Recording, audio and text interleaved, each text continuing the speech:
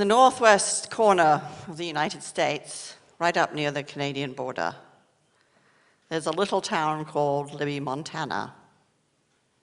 And it's surrounded by pine trees and lakes and just amazing wildlife and these enormous trees that scream up into the sky. And in there is a little town called Libby, which I visited, which feels kind of lonely, a little isolated. And in Libby, Montana, there's a rather unusual woman named Gayla Benefield. She always felt a little bit of an outsider, although she's been there almost all her life. A woman of Russian extraction. She told me that when she went to school, she was the only girl who ever chose to do mechanical drawing. Later in life, she got a job going house to house, reading utility meters, gas meters, electricity meters. And she was doing the work in the middle of the day.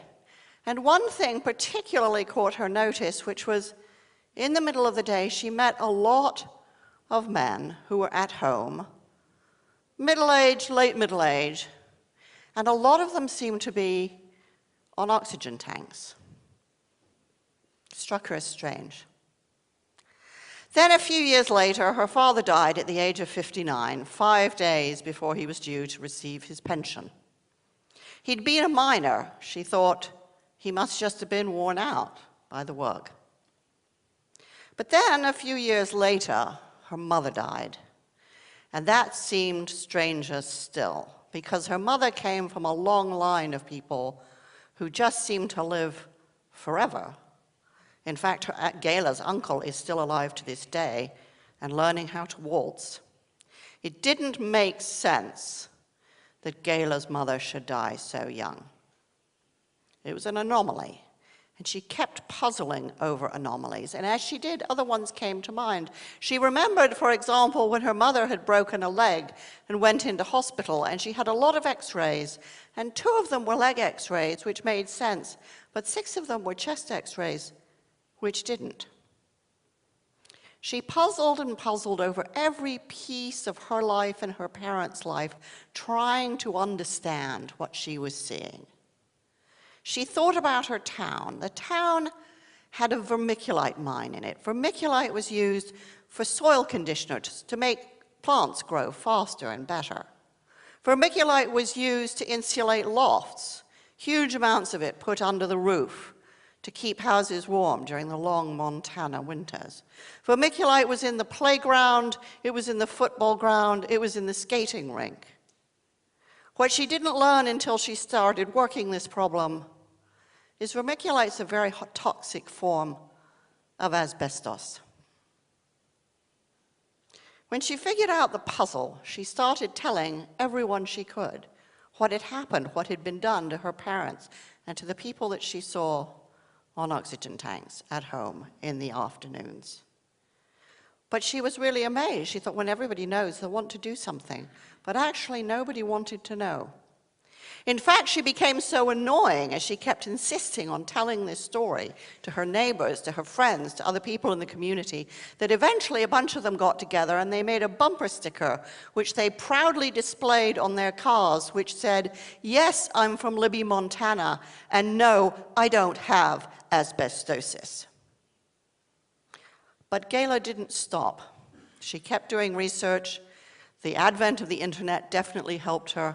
She talked to anybody she could. She argued, and finally she struck lucky when a researcher came through town studying the history of mines in the area, and she told him her story. And at first, of course, like everyone, he didn't believe her, but he went back to Seattle and he did his own research, and he realized that she was right.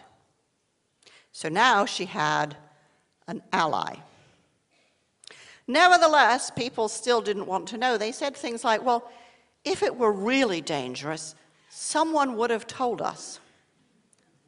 If that's really why everyone was dying, the doctors would have told us. Some of the guys used to very heavy jobs said, I don't want to be a victim. I can't possibly be a victim. And anyway, every industry has its accidents. But still, Gayla went on, and finally she succeeded in getting a federal agency to come to town and to screen the inhabitants of the town, 15,000 people. And what they discovered was that the town had a mortality rate 80 times higher than anywhere in the United States.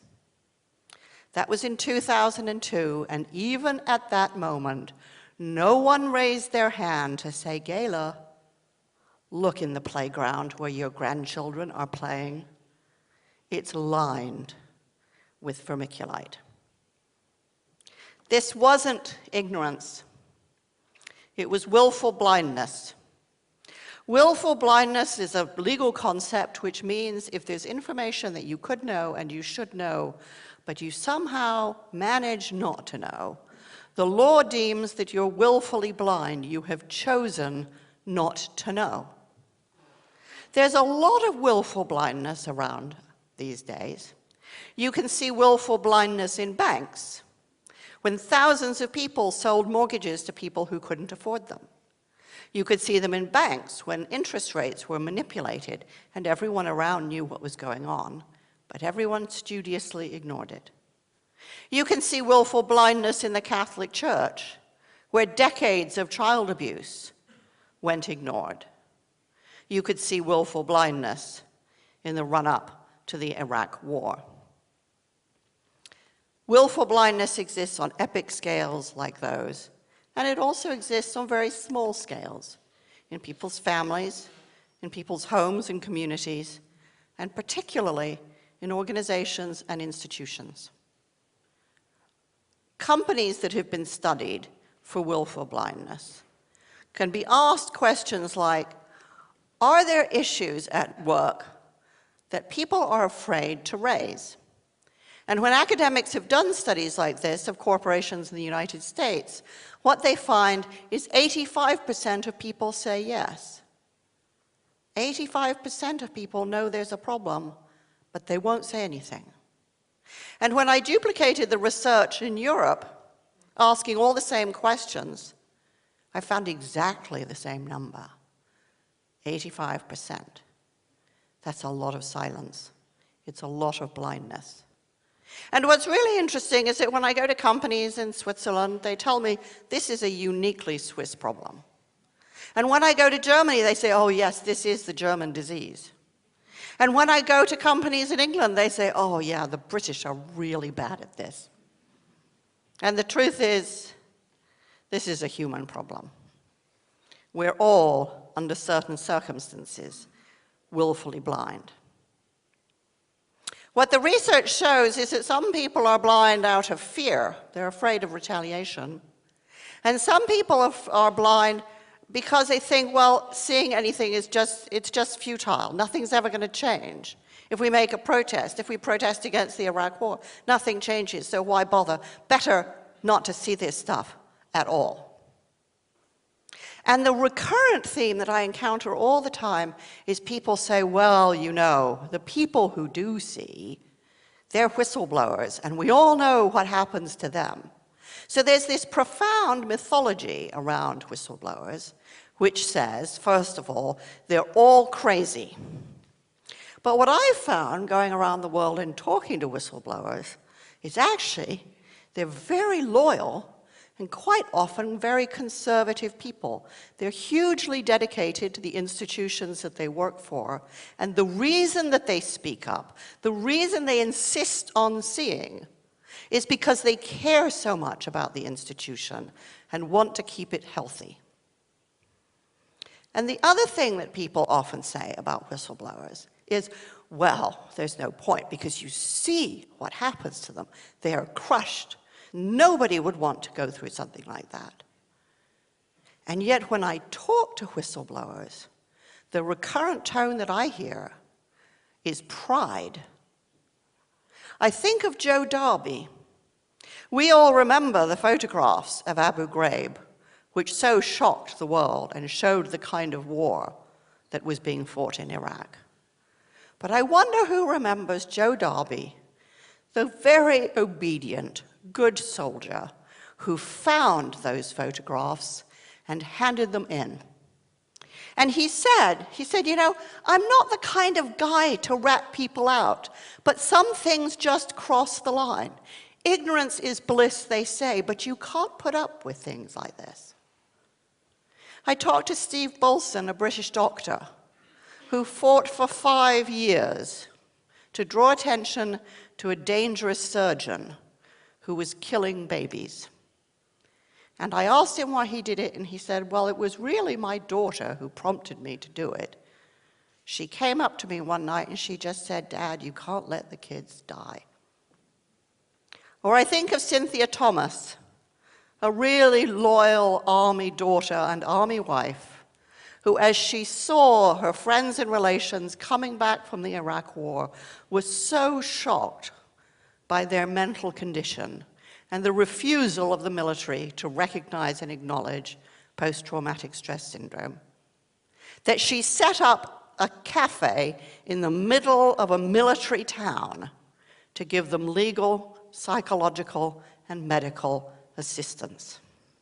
And she said to me, she said, you know, Margaret, I always used to say I didn't know what I wanted to be when I grow up.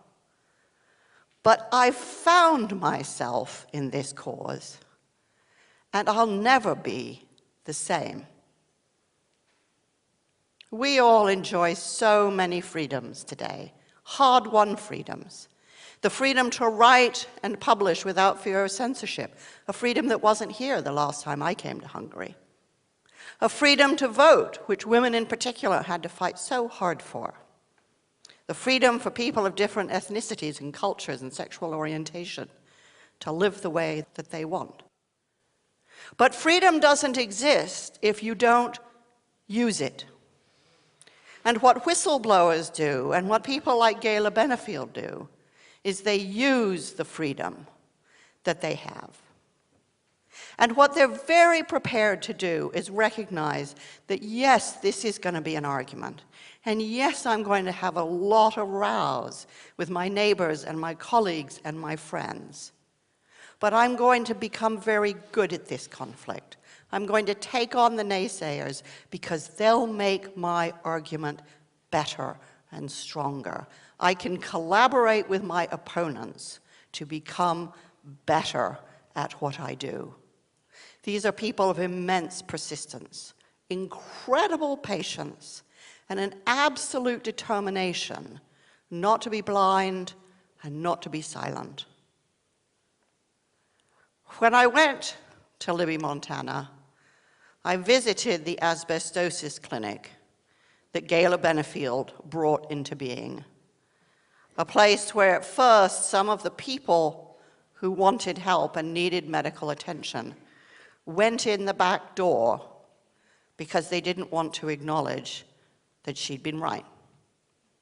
I sat in a diner and I watched as trucks drove up and down the highway, carting away the earth out of gardens and replacing it with fresh, uncontaminated soil.